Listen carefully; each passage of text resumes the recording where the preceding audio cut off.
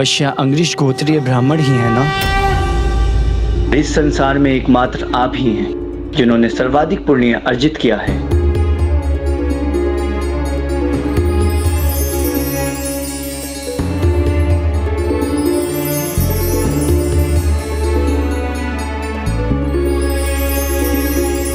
बहुत विचित्र आकृति और छवि है इन सभी ब्राह्मण देवताओं की।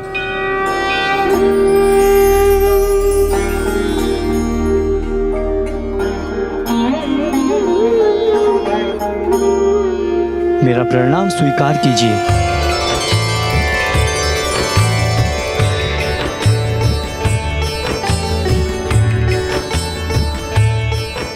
कौन हो तुम वत्स, और यहाँ किस आशय से आए हो? हे महात्माओं, मैं नभग हूँ, मनुश्राद्ध देव का पुत्र। मैं अपने पिता की आज्ञा से आपके यज्ञ में सहायता कर आप सभी की अनुमति से यज्ञ संपन्न होने पर उसके अवशिष्ट को अपने साथ ले जाने आया हूँ।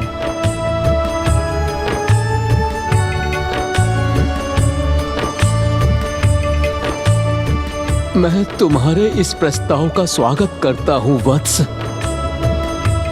और हमारे यज्ञ के संपूर्ण होने के बाद उसका अवशिष्ट ले जाने की अनुमति देता हूँ।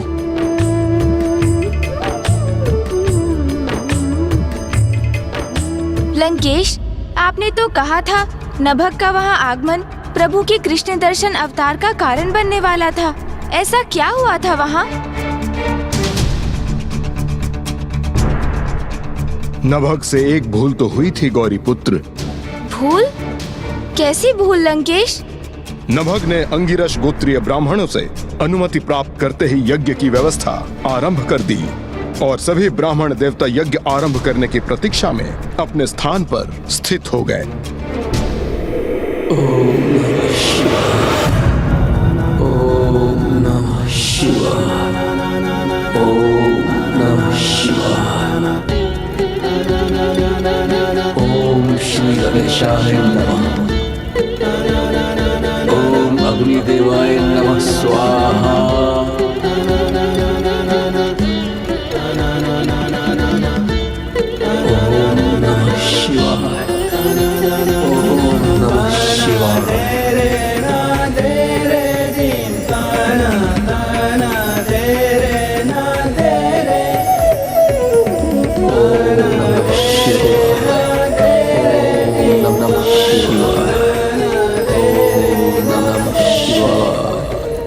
अद्भुत है इन ब्राह्मण देवताओं का दिव्य तेज जो इन्होंने अपने यज्ञ से अर्जित किया है। वत्स नभग, तुमने हमें इस यज्ञ को संपन्न कराने में बहुत सहायता कर अधिक पुण्य प्राप्त करने में जो हमारा सहयोग किया है, वही पुण्य है जिसे हम अपने संपूर्ण जीवन में प्राप्त करते रहे हैं। हमने इस यज्ञ से जिस परिणाम को प्राप्त करने की कामना की थी वो हमें प्राप्त हो गया। अब तुम भी इस यज्ञ के अवशिष्ट को प्राप्त कर सकते हो। लंकेश, इस संपूर्ण घटनाक्रम में नभग से कोई भूल कहाँ हुई? उन्होंने तो यज्ञ भली भांति संपन्न करवाने में ब्राह्मण देवताओं की सहायता की। उनसे भूल तो यज्ञ पूर्ण होने पर ही हुई, जब उन्होंने यज्ञ के अवशिष्ट को अपने साथ ले जाने का प्रयास किया।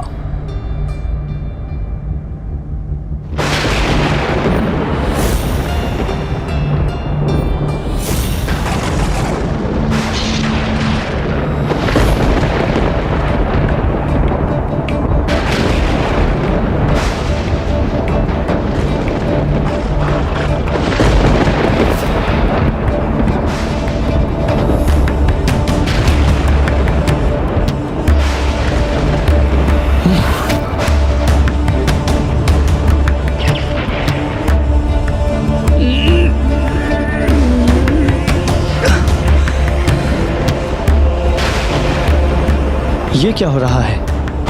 मैं इसे उठाने में असमर्थ क्यों हो रहा हूँ?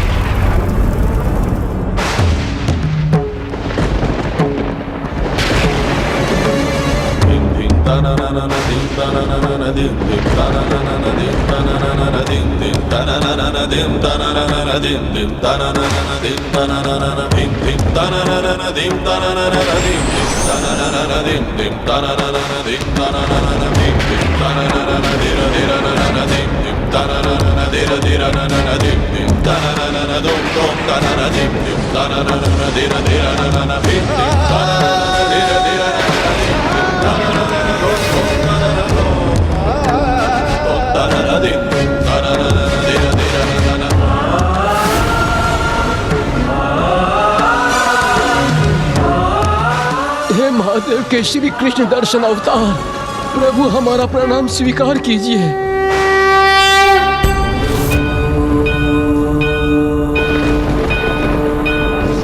महादेव, प्रणाम महादेव।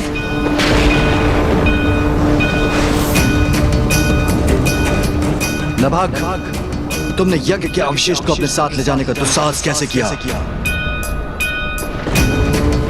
क्या नहीं है तुम्हें कि यज्ञ के अवशिष्ट पर मेरा अर्थात रुद्र का अधिकार होता है?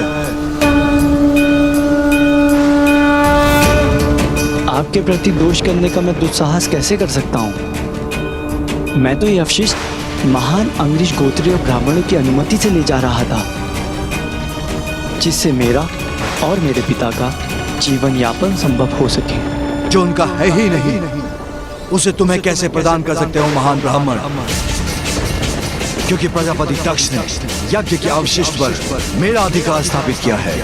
क्षमा करें प्रभु, यज्ञ के अवशिष्ट पर आपका अधिकार है, अर्थात प्रभु रुद्र का अधिकार है, परंतु आज से पूर्व इसे कोई भी अपने साथ नहीं ले जाता था, इसलिए हमने नभक को इसे अपने साथ ले जाने की अनुमति प्रदान कर दी। हमें क्षमा करें प्रभु। हे महाप्रभु, इसमें ब्राह्मण देवताओं का ही नहीं, एकमात्र मेरा दोष है। किंतु अवशिष्ट की मांग तो मैंने ही की थी। हे परमेश्वर, हे देवों के देव, हे पशुपतिनाथ, यज्ञ के अवशिष्ट पर ही नहीं अपितु संसार के कण कण में आप उपस्थित हैं। इसलिए इस ब्रह्मांड में जो भी दिखाई देता है या जो भी अदृश्य है, वो सभी आप ही का तो अंश है। इसलिए समस्त ब्रह्मांड में जो कुछ भी है, उस सभी पे आप ही का तो अधिकार है। तो यदि ऐसा है तो मनुष्य यज्ञ के माध्यम से मुझे वो क्यों अर्पित करते हैं जो सब कुछ मेरा है? फल, फूल आदि सामग्री समर्पित कर ऐसा क्यों मान बैठते हैं कि उन्होंने मुझे कुछ अपना ही अर्पित किया है? हे प्रभु, जिस प्रकार एक माँ अपने बालक को गुड़ प्रदान करती है और बालक उस गुड़ को अपने मुख से निकालकर अपनी माँ को खिलाने लगता है, तब माँ उसे अपने बालक के स्नेह के रूप में स्वीकार कर लेती है। उसी प्रकार जगत में जितने भी धार्मिक व्यक्ति श्रद्धा और निष्ठा से प्राप्त किए हुए वस्तु हम आप पर न्यौछावर करते हैं। हे जगत पिता, जो कुछ भी दिया है वो आपने ही दिया है।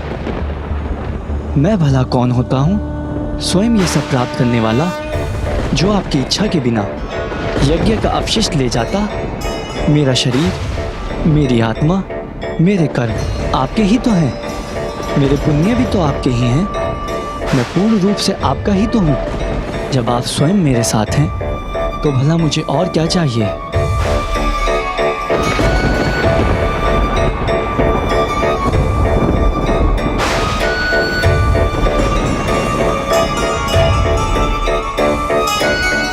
नभग, तुमने कितनी सरलता से बिना किसी दुविधा के उस यज्ञ के अवशिष्ट के प्रति आसक्ति का त्याग कर दिया, जिसके इतने श्रम के परिणाम स्वरूप तुमने प्राप्त किया था।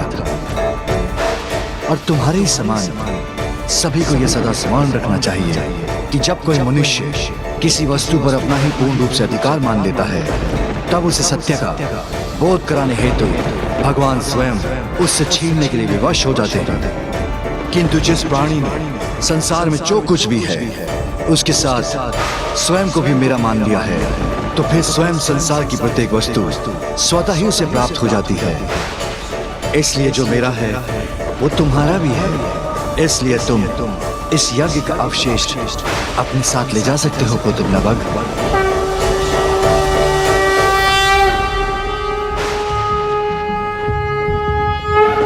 प्रभु, नभग को आपने वो प्रदान किया जो उसे चाहिए था, किंतु हमारे ऊपर भी अपनी कृपा दृष्टि डाली है प्रभु। हम दीर्घ काल से जिसकी कामना कर रहे हैं उसकी हमें प्राप्ति क्यों नहीं हुई? हमें मुक्ति क्यों नहीं मिल रही प्रभु? हमारी वृद्ध अवस्था की इस चरम अवस्था में भी हमारी आयु समाप्त क्यों नहीं हो रही है प्रभु? आपको तो अपने प्रश्न का उत्तर नभग के उदाहरण से ही प्राप्त होना चाहिए, किंतु अभी भी आपको ये ज्ञात नहीं हुआ कि आपसे कहाँ भूल हुई है। तो फिर आपकी जिज्ञासा पुत्र नभग ही शांत करेंगे।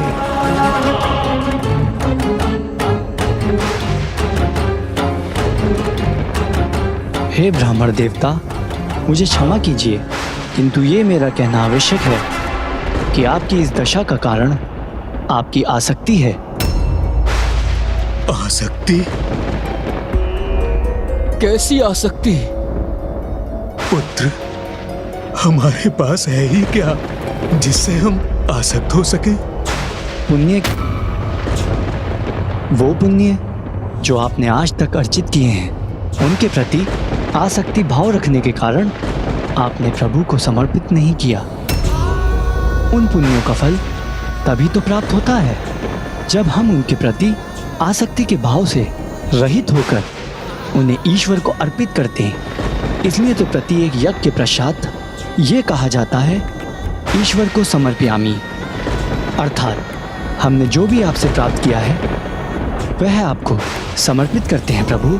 जब तक आप अपने पुण्य की आसक्ति से बंधे रहेंगे तब तक जगत से कैसे मुक्त होंगे आप सभी? विधाता सभी को एक निश्चित आयु के साथ संसार में भेजते हैं, किंतु ये आयु व्यक्ति के पुण्य के कारण बढ़ती और घटती भी है। आपके पुण्य के कारण आपकी आयु में निरंतर वृद्धि तो हो रही है, परंतु शरीर तो समय के साथ दुर्बल होता ही है। इसलिए संसार से अपने शरीर को मुक्त करने के लिए सर्वप्रथम आपको स्वयं को अपने पुण्यों के प्रति अपनी आसक्ति से मुक्त करना होगा।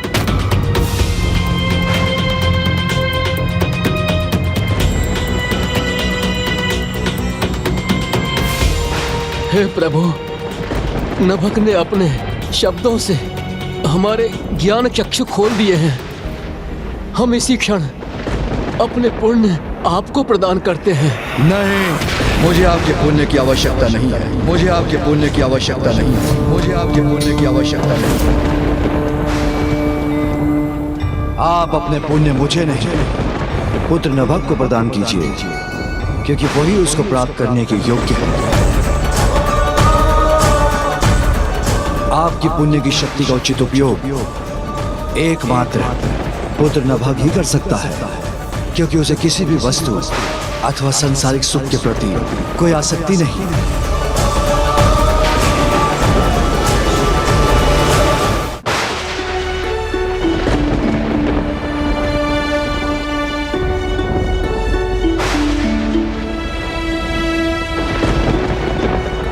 हम अपने सभी पुण्य नभग को प्रदान करते हैं।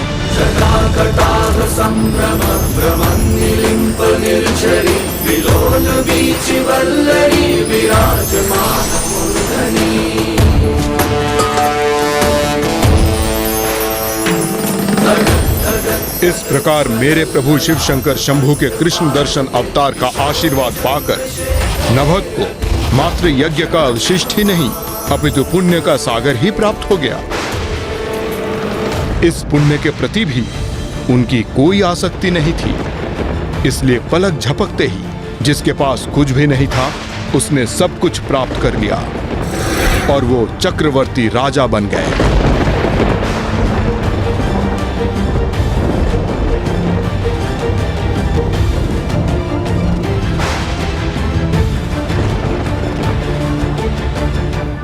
कल्याण हो।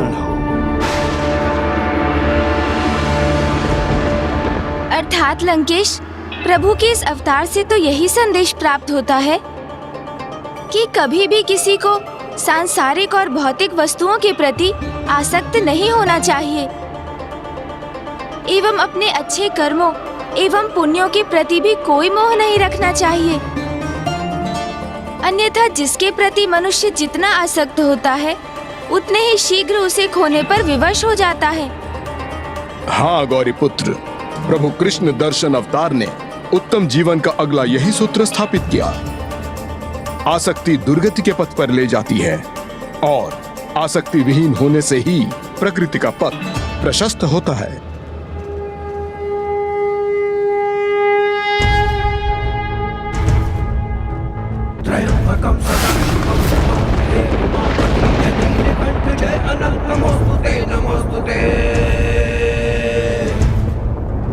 हो भोलेनाथ भक्तों के हो कष्ट से निवारते, ये सृष्टि सारी संकटों से भी है उबारते। ओम नमः शिवाय, ओम नमः शिवाय, ओम नमः शिवाय, ओम नमः शिवाय, ओम नमः शिवाय, ओम नमः शिवाय। जब राज्य विभाजन किया, भाइयों को कुछ भी ना दिया, आज्ञा से पिता की ब्राह्मण यज्ञ को संपन्न किया। अवशिष्ट धन नभग को दे के ब्राह्मण जब चले गए, तब शिव जी वहां कृष्ण दर्शन रूप ले प्रकट हुए। ओम नमः शिवाय, ओम नमः शिवाय, ओम नमः शिवाय, ओम नमः शिवाय। प्रणाम प्रभु। प्रणाम प्रभु। कल्याण हो।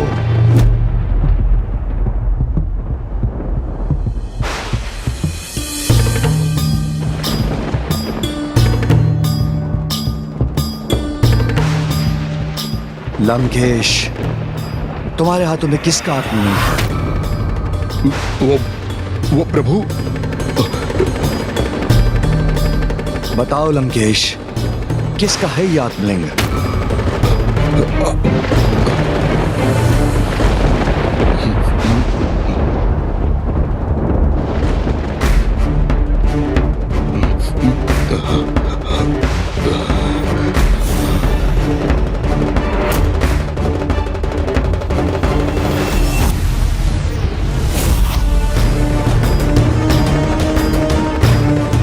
प्रभु ने इन आत्मलिंग को मुझे प्रदान किया है। अपनी तपस्या से मैंने इन्हें अर्जित किया है, इसलिए ये मेरे हैं। हाँ प्रभु, ये मेरे ही हैं। अनेकों बाधाएं आई मेरे मार्ग में, किंतु मैंने इन्हें नहीं खोया। ये मेरे हैं, मेरे प्रभु।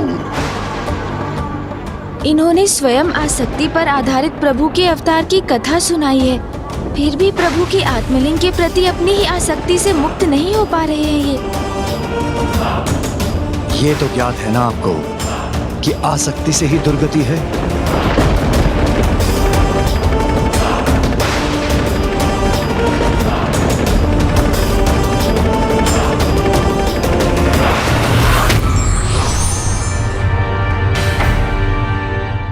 प्रभु ने लंकेश को संकेत भी दिया, किंतु फिर भी ये कुछ नहीं समझ सके।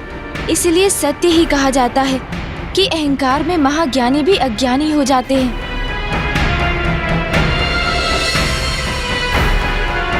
गौरी पुत्र, हमारे पास यहाँ रुकने का समय नहीं है। देखिए, सूर्यदेव पश्चिम की ओर बढ़ रहे हैं और आज के सूर्यास्त के पूर्व मुझे कोकर्ण को पार कर छलांग लगाकर समुद्र तक पहुंचना है और फिर लंका।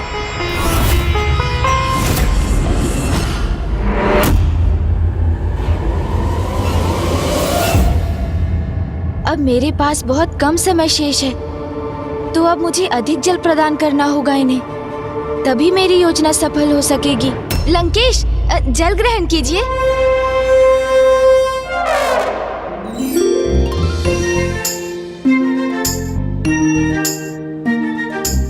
लंकेश, शीघ्र आपको महासागर पार करना होगा, इसलिए जितना जल ग्रहण कर सकते हैं कर लीजिए, जिससे आप में ऊर्जा बनी रहे और प्रभु की आत्मलिंग को जहाँ पहुँचना चाहिए वो वहाँ पहुँच सकें। रुकिए मत लंकेश, और जल ग्रहण कीजिए, करते जाइए। तभी तो वो होगा जो मैं चाहता हूँ। क्या क्या चाहते हैं आप गौरी पुत्र? ओह, ये तो कदाचित बहुत बड़ी भूल हो गई मुझसे।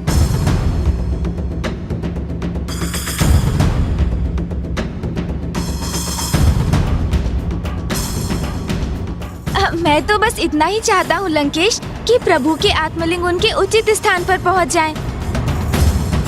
किंतु उसके पूर्व आप मुझे प्रभु के अन्य अवतारों की कथा भी अवश्य सुना दें।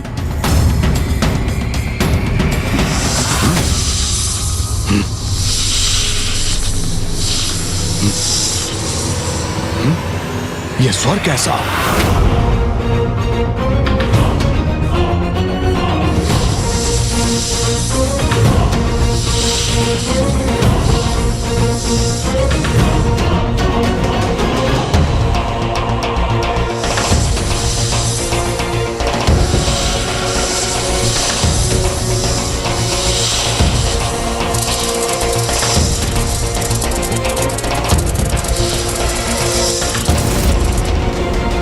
मुझे इस गिलहरी की सहायता करनी चाहिए।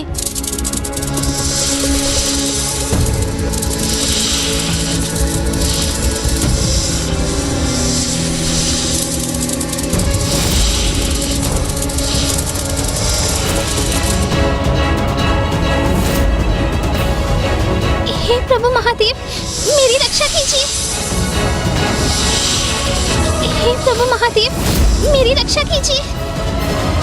हे प्रभु महादेव, मेरी रक्षा कीजिए।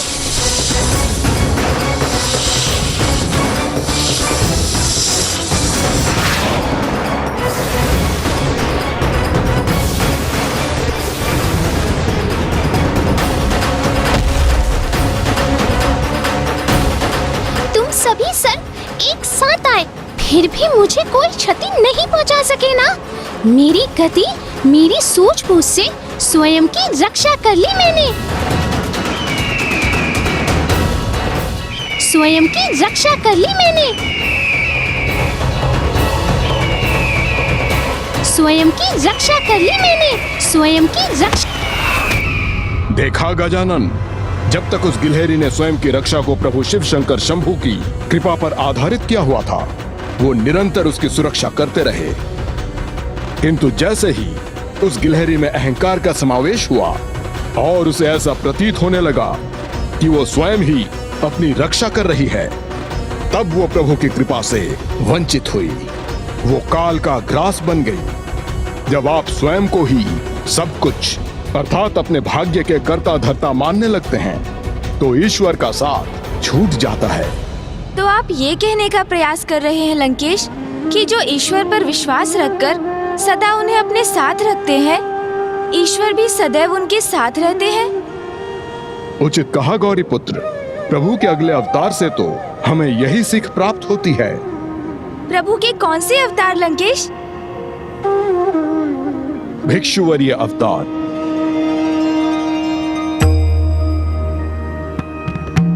मैं प्रभु के इन अवतार की कथा सुनने के लिए अति उत्सुक हूँ। लीजिए लंकेश, जल से अपना कंठ तर कर लीजिए और फिर प्रारंभ कीजिए उनकी कथा।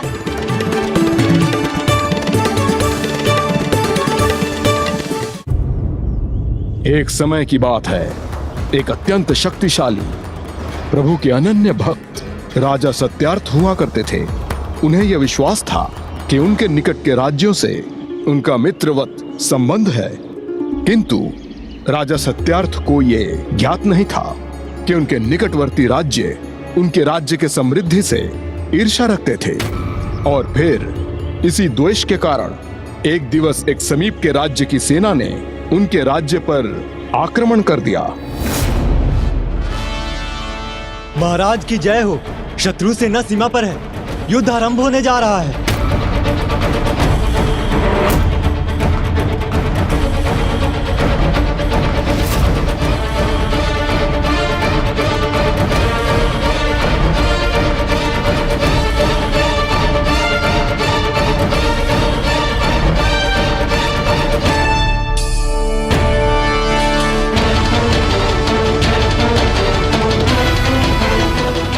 स्वामी विजयी होकर लौटिएगा। और राजा सत्यार्थ बिना युद्ध के लिए तैयार अवस्था में ही युद्ध भूमि की ओर प्रस्थान करने पर विवश हो गए और दुर्भाग्यवश वहीं उनका अंत भी हुआ।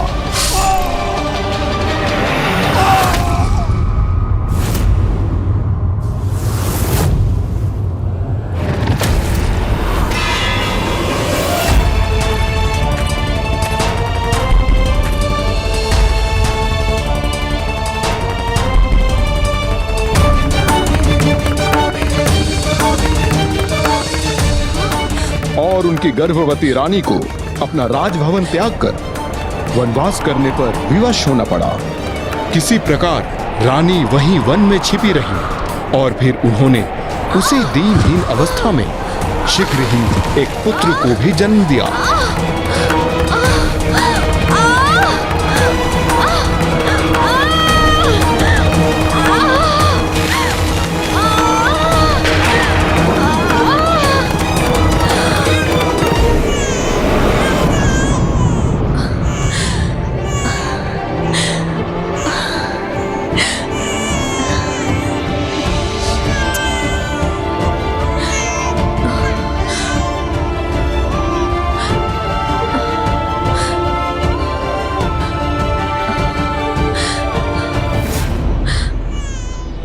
कैसी अभागन हूं मैं, अपने स्वामी को खोने का दुख भोग रही हूं और अब इस राजमहल के स्थान पर अपने पुत्र को इस निर्जन वन में जन्म देने पर बेवश हुई हूं मैं। किंतु ये तो प्रभु महादेव की ही कृपा है कि इतना सब होने के उपरांत भी तुम मेरी बाहों में सुरक्षित हो मेरे पुत्र। प्रभु की कृपा के बिना ये कदापि संभव नहीं था।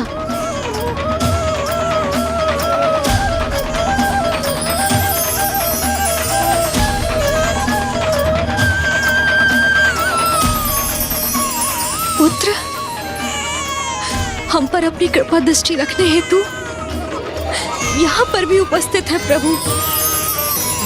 मेरे प्रभु शिव शंकर है यहाँ हमारे साथ, हमारे निकट।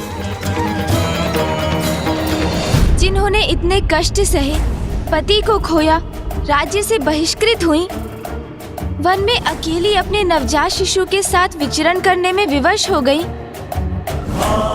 फिर भी प्रभु पर उनका विश्वास स्थिर रहा। ऐसी माँ की प्रभु के प्रति निष्ठा तो अत्यंत प्रशंसनीय है लंकेश। किंतु अनिष्ट ने उनका साथ अभी भी नहीं छोड़ा था।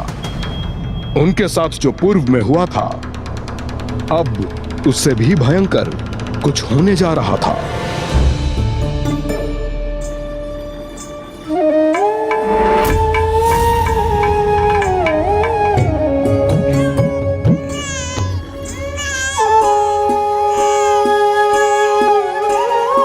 देखो पुत्र,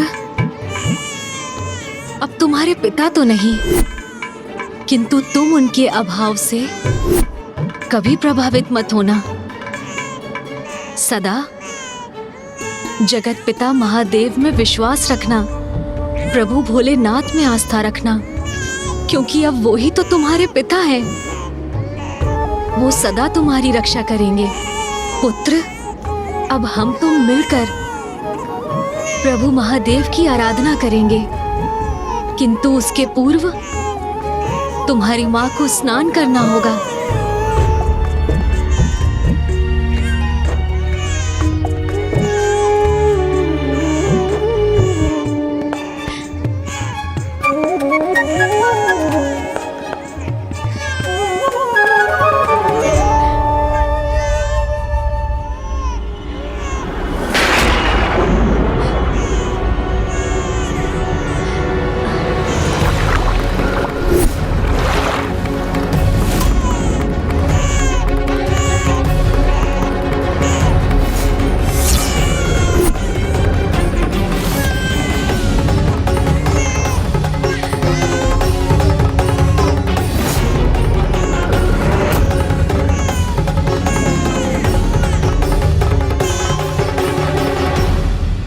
चिंता मत करो पुत्र, मैं तुम्हें यहाँ अकेला छोड़कर नहीं जा रही हूँ। देखो, तुम्हारे साथ स्वयं प्रभु महादेव हैं, इसीलिए तुम्हें कोई क्षति नहीं पहुंचेगी मेरे पुत्र।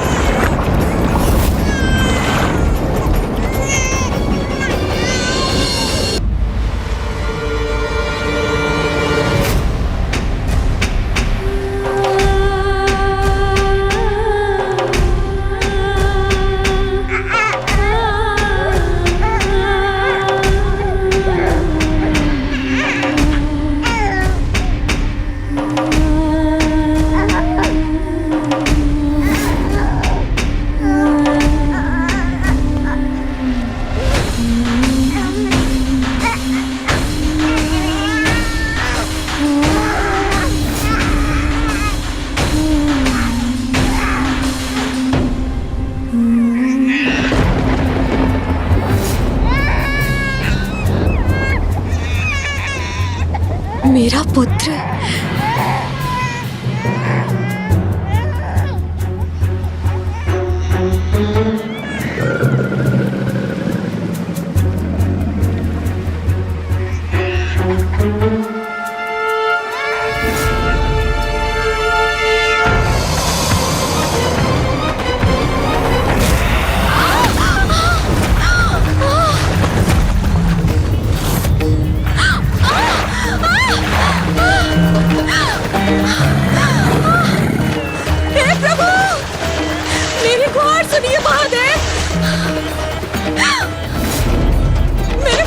रक्षा कीजिए प्रभु।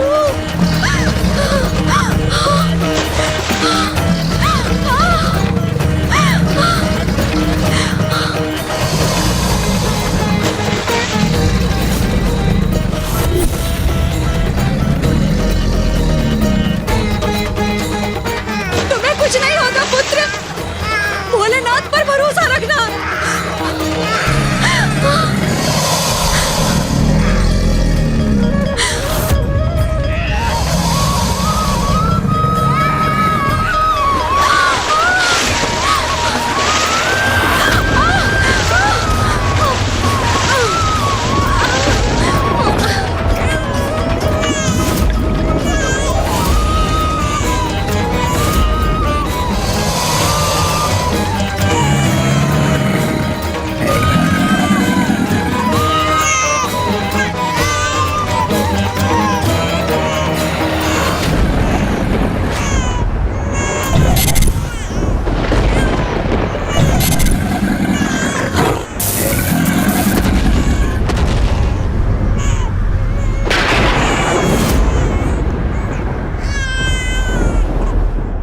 प्रभु की ये लीला तो सर्वथा अद्भुत थी लंकेश।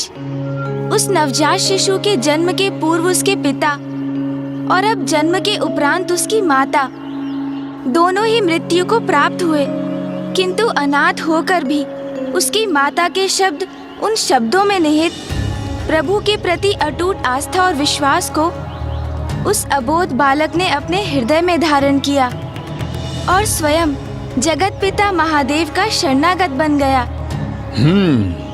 लंकेश, जो महादेव का कृपा पात्र बन जाए उसकी सुरक्षा तो स्वतः ही निश्चित हो जाती है। यही तो भक्ति का मूल मंत्र है गौरी पुत्र। जहाँ विश्वास है, आस्था है, वहीं प्रभु शिव शंकर शंभू का वास है। किंतु फिर उस विश्वास, उस आस्था का क्या परिणाम हुआ लंकेश, जिसके साथ एक असहाय माँ अपने नवजात शिशु को उस निर्जन और भयंकर वन में अकेला छोड़ने पर विवश हो गई थी। वो भयंकर वन तब और भी भयंकर होने वाला था गौरी पुत्र, क्योंकि अब शीघ्र सूर्यास्त के साथ रात्रि का आरंभ होने जा रहा था।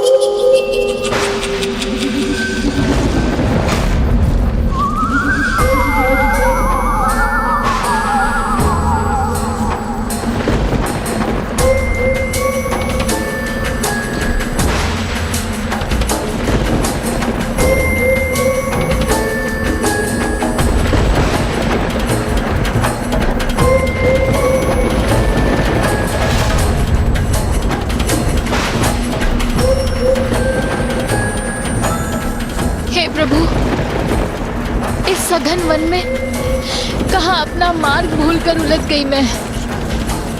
दिवस भी ढलने को है। रात्रि होने से पूर्व मुझे इस वन से निकल जाना चाहिए।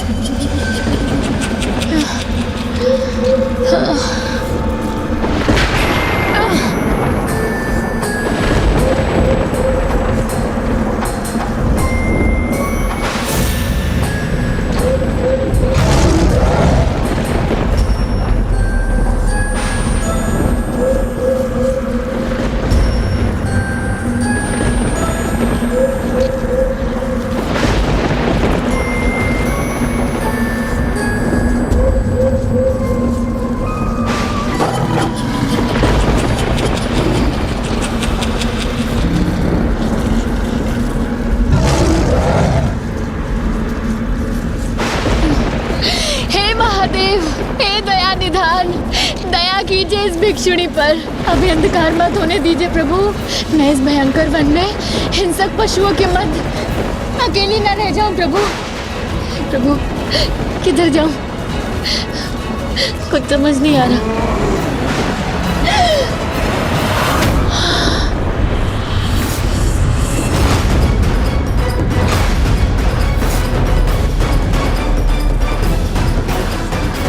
कदाचित कोई पशु घात लगाए बैठा है। मुझे मार्ग परिवर्तित करना चाहिए।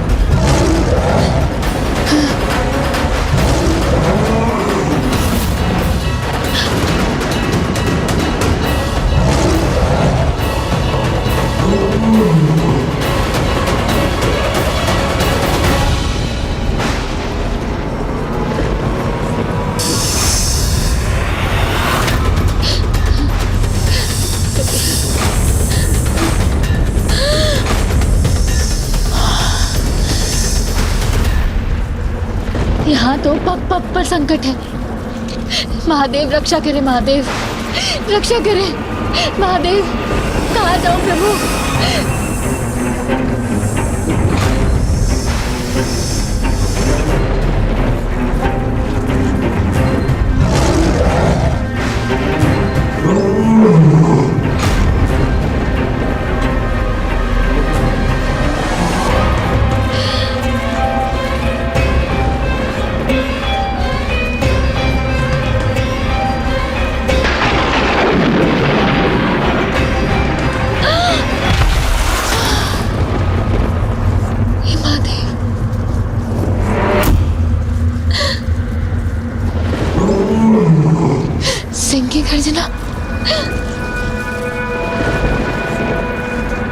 मैं तो सभी ओर से संकटों से घिरी हूँ, किंतु मुझे ऐसा आभास क्यों हो रहा है जैसे कोई अदृश्य शक्ति मुझे इस मार्ग से नहीं अपितु दूसरे मार्ग से जाने का निर्देश दे रहा हो। किंतु मैं जाऊं तो जाऊं किस दिशा में।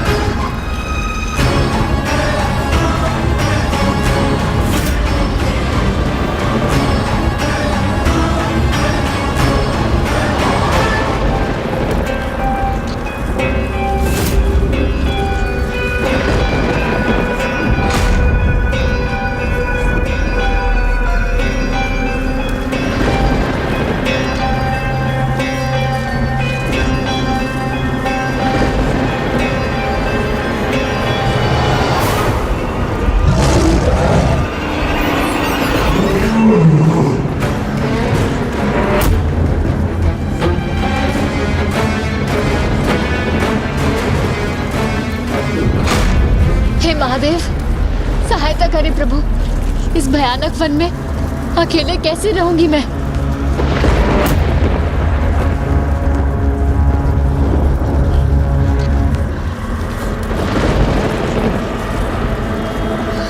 अरे महादेव, हे महादेव रक्षा करें, हे महादेव।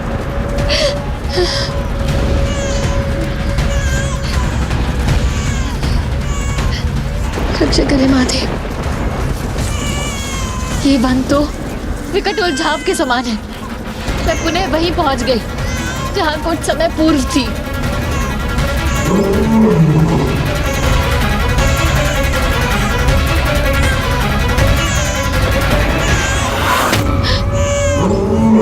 हाँ? वन में शिशु?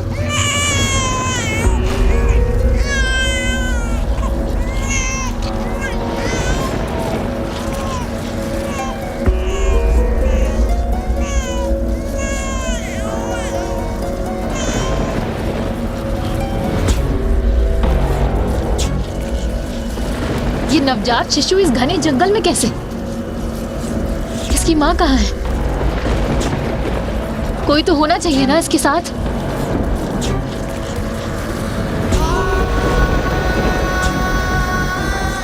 यहाँ तो मुझे कोई नहीं दिखाई दे रहा।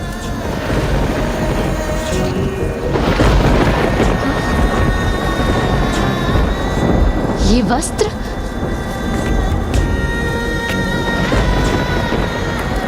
अर्थात अकेला नहीं था ये शिशु। अवश्य इसकी माँ इसके साथ थी, जो अब किसी हिंसक पशु का ग्रास बन चुकी है।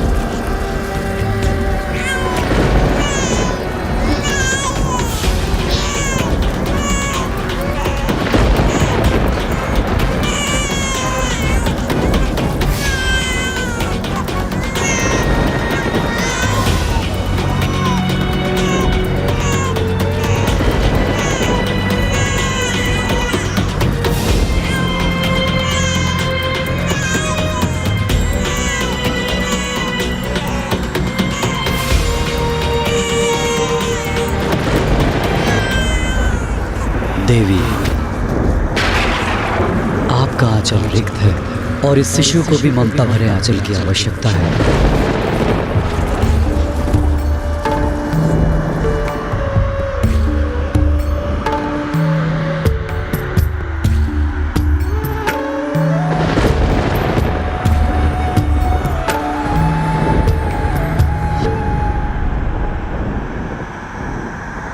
कदाचित नियति भी आप दोनों को एक साथ यहाँ ले आई है। आप दोनों इस विशाल जगत में एकाकी हैं। इस शिशु के पालन पोषण के लिए, सभ्य और संस्कारी बनने के लिए इसे आवास और मनुष्यों की अच्छे संगत की आवश्यकता होगी। इसलिए आप इस शिशु का पालन पोषण कीजिए, क्योंकि वृद्धावस्था में ये आपकी सेवा करेगा।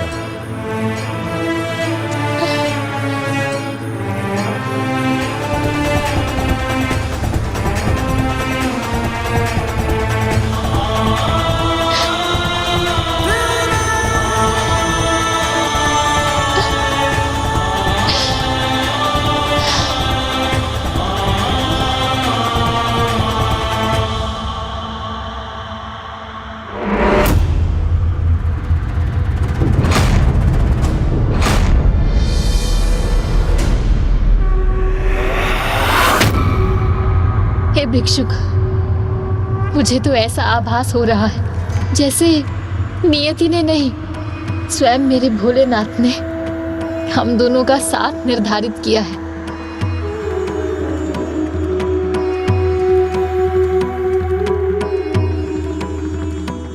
पुत्र, भोलेनाथ ने तुम्हें मुझे सौंपकर मेरा रिक्त आंचल भर दिया, मुझे मेरे जीवन का एक नवीन आधार दे दिया। मुझे ज्ञात है तुम्हें भोजन देने और तुम्हारा पालन पोषण करने हेतु मेरे पास कुछ नहीं, किंतु मुझे मेरे महादेव पर विश्वास है, वही हमारी देख रेख करेंगे।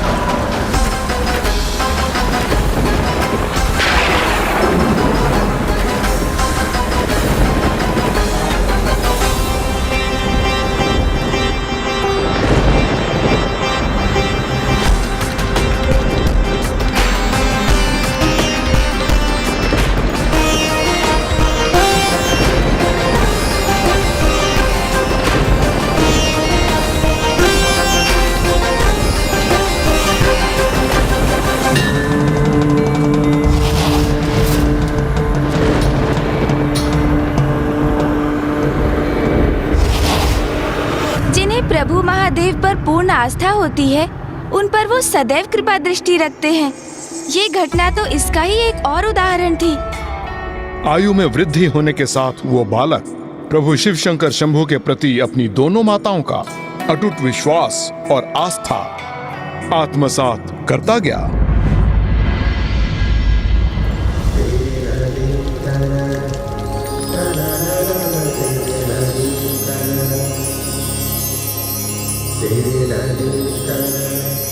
पुत्र, हम पर अपनी कृपा दृष्टि रखने हेतु मेरे प्रभु शिव शंकर है यहाँ।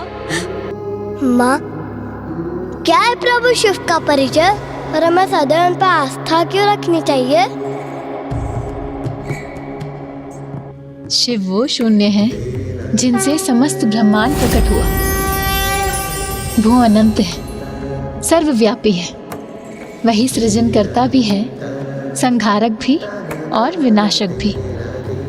सब कुछ उन्हीं से है पुत्र, किंतु मेरे अनुसार तो शिव ही सर्वोच्च है। सृष्टि में जीवन के आधार है, इसीलिए सदा स्मरण रखना पुत्र। प्रभु शिव में सदा आस्था और विश्वास रखना, फिर जो भी होगा उत्तम ही उत्तम होगा। मुझे प्रभु शिव शंकर में अनंत आस्था है माँ। जो भी होगा सदा उत्तम ही होगा।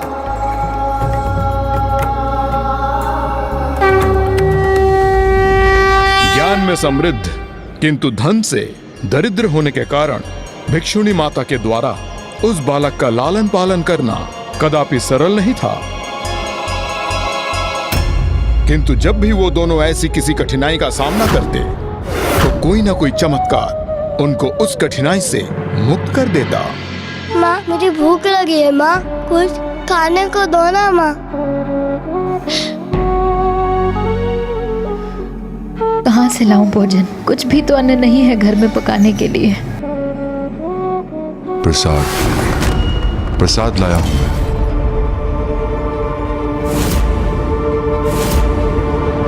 कौन?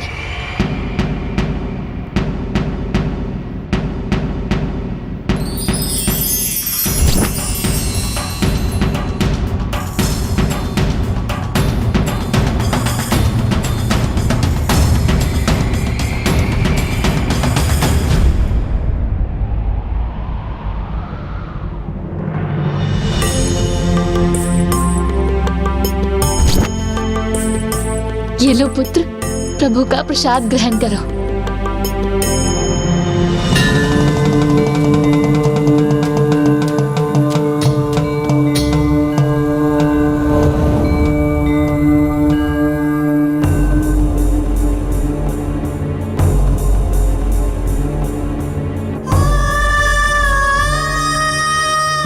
कितना तीव्र ज्वर है तुम्हें पुत्र, किंतु तुम्हारी भिक्षुणी माँ के पास इतना भी धन नहीं कि तुम्हें वैद्य के पास ले जा सके। माँ, आप ही तो कहती हो कि महादेव पर विश्वास और आस्था रखो तो जीवन में सब कुछ उत्तम ही होगा। तो क्यों व्यर्थ चिंता करती है? महादेव हमारा ध्यान अवश्य रखेंगे।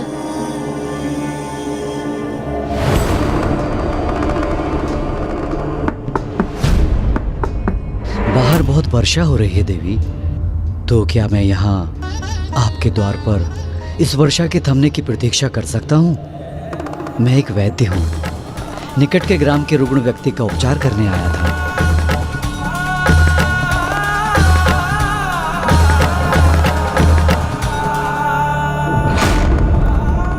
वैद्य स्वयं आ गए यहाँ।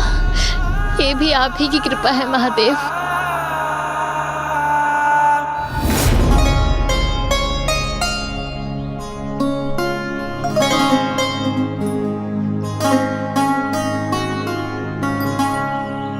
माँ, सभी बालक गुरुकुल जाते हैं, तो मेरा वहाँ जाने का अवसर कब प्राप्त होगा माँ?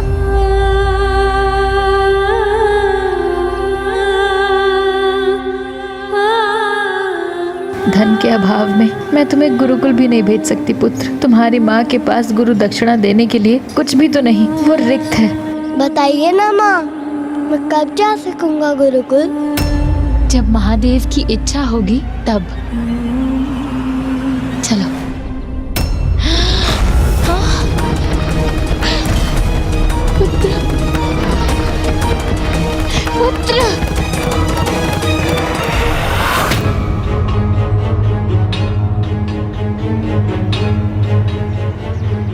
हमें क्षमा करें गुरुवर, हमने आपके अध्ययन अध्यापन में बाधा डाली। हम अभी चले जाते हैं। चलो पुत्र। कहाँ जा रहे हो तुम? तुम हमारे गुरुकुल में प्रवेश कर चुके हो, तो हमारे शिष्य हो।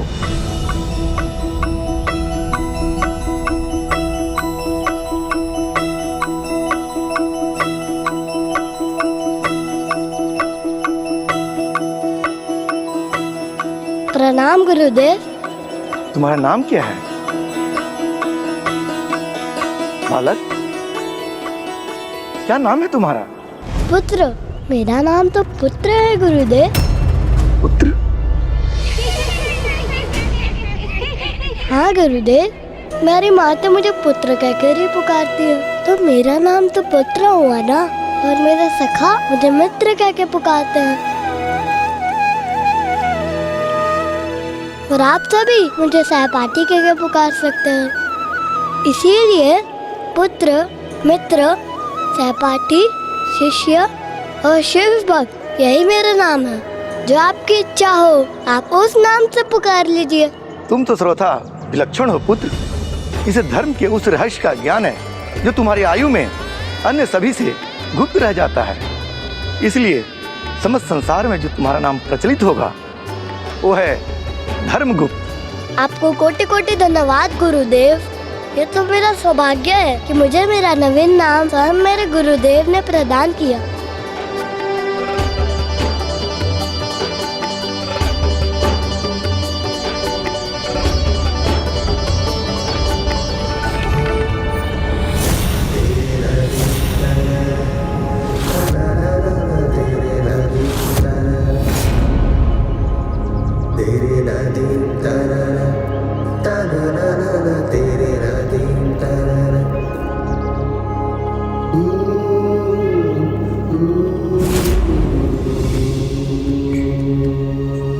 इस प्रकार समय के साथ साथ वो बालक धर्मगुप्त युवा अवस्था में पहुंच गया और अब वो ज्ञान अर्जित कर अत्यंत ज्ञानी हो चुका था। प्रभु शिव शंकर शंभु पर उसकी आस्था और भी दृढ़ हो गई थी।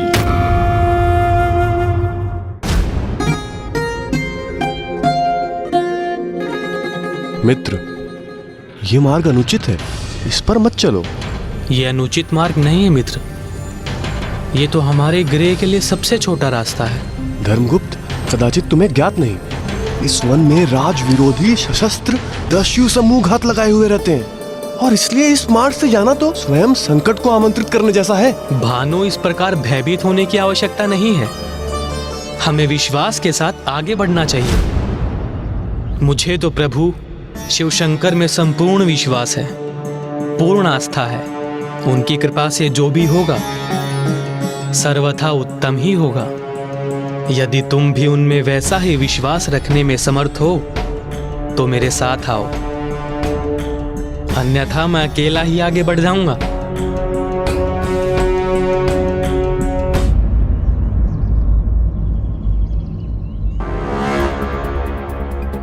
चलते चलते इतनी दूर का मार्ग तय कर चुके हैं कि अब अकेले लौटना भी उचित नहीं।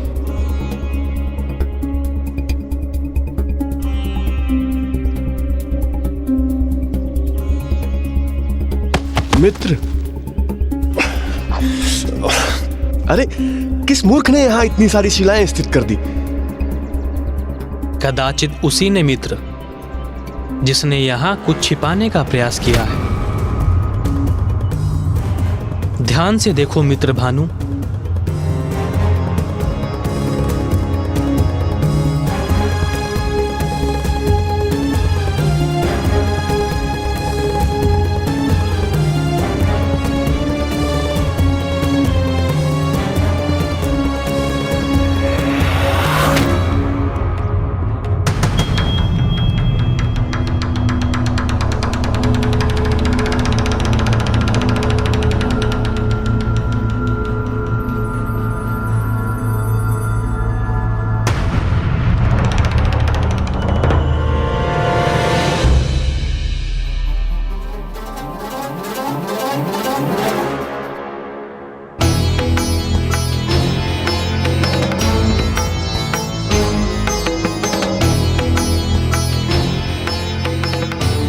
धर्मगुप्त, तुमने उचित कहा था। जो भी होगा उत्तम होगा। अरे देखो, इतने अधिक धन से तो हमारे जीवन की सारी दरिद्रता नष्ट हो जाएगी। चलो इसे हम दोनों आपस में बांट लें। किंतु क्या यह उचित होगा मित्र? ये तो उन्हीं दस्यु समूह का अनुचित रूप से प्राप्त किया हुआ धन प्रतीत होता है, जो यात्रियों को लूटते हैं। इस धन पर हमारा कोई अधिकार नहीं। पर इन पर तो उनका भी अधिकार नहीं है ना, जिन्होंने इसे यहाँ पे छुपाया है। और अब ये हमें मिला है तो अभी हमारा हो गया। हाँ, इस प्रकार पराये धन से मोह उचित नहीं है मित्र। राज्य में इस प्रकार प्राप्त हुई कोई भी वस्तु अथवा धन पर हमारा नहीं, राजा का अधिकार होता है। अतः हम इस धन का कुछ उपयोग नहीं कर सकते। आओ हम दोनों इस धन को राजकोष में दे दें। किंतु इस प्रकार तो मित्र हमारी शत्रुता उन दस्यु समूहों से हो जाएगी और हमें कुछ प्राप्त भी नहीं होगा। जैसा मैंने पूर्व में भी कहा था,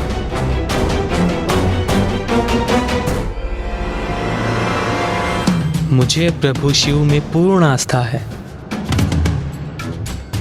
जो होगा उत्तम ही होगा।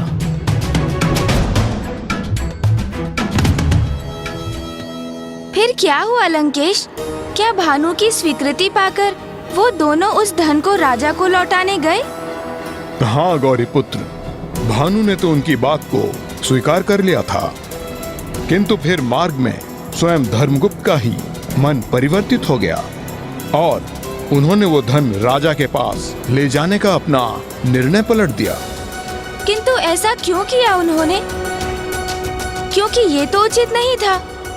गौरी पुत्र, धर्मगुप्त के अनुसार वो जो कर रहे थे वो सर्वथा उचित ही था। मित्र धर्मगुप्त, दस्यु समूह का छिपाया धन प्राप्त करके हमारी शत्रुता तो उनसे हो ही चुकी है, किंतु अब कहीं हम राजा के भी शत्रु न बन बैठे। कदाचित जो तुम सोच रहे हो वो हमारे लिए किसी बड़े संकट का कारण न बन जाए। इनकी निर्धनता और विवशता तो देखो मित्र।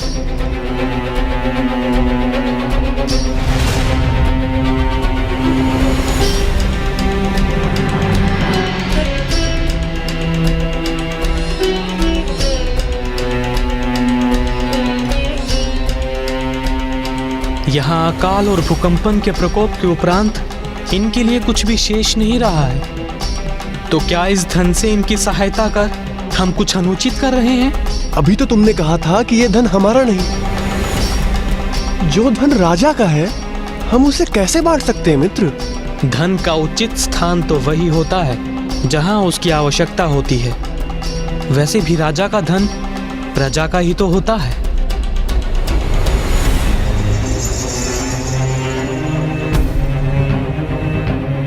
एक बार उचित प्रकार से विचार कर लो मित्र। कहीं दस्यु समूह और राजा दोनों से शत्रुता का भयंकर परिणाम न भुगतना पड़े हमें। जैसा कि मैंने पूर्व में भी कहा था, मुझे अपने प्रभु शिव शंकर में पूर्ण आस्था है। जो होगा उत्तम ही होगा।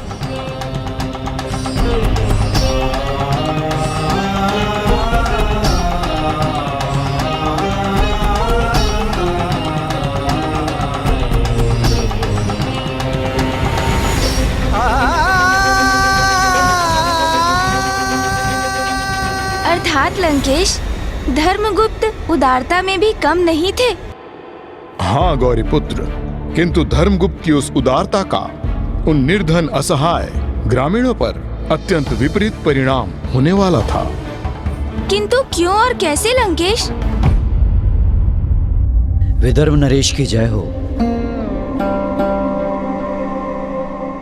गुप्तचर, मेरे समक्ष प्रस्तुत होकर इस प्रकार शांत क्यों हो? कहो क्या समाचार लाए हो? शीघ्र कहो। एक राजा सभी प्रकार के समाचार सुनने के लिए सदैव तैयार रहता है। महाराज, दस्यु समूह द्वारा लूटा हुआ एकत्रित धन आपकी प्रजा के 1 ग्राम के वासियों ने प्राप्त कर लिया है। उस क्षेत्र में अकाल का प्रभाव था। वहां के वासी भोजन रहित पीड़ा से ग्रसित थे, किंतु आपके धन का लाभ उठाकर आनंद पूर्वक अपना जीवन व्यतीत कर रहे हैं। सेनापति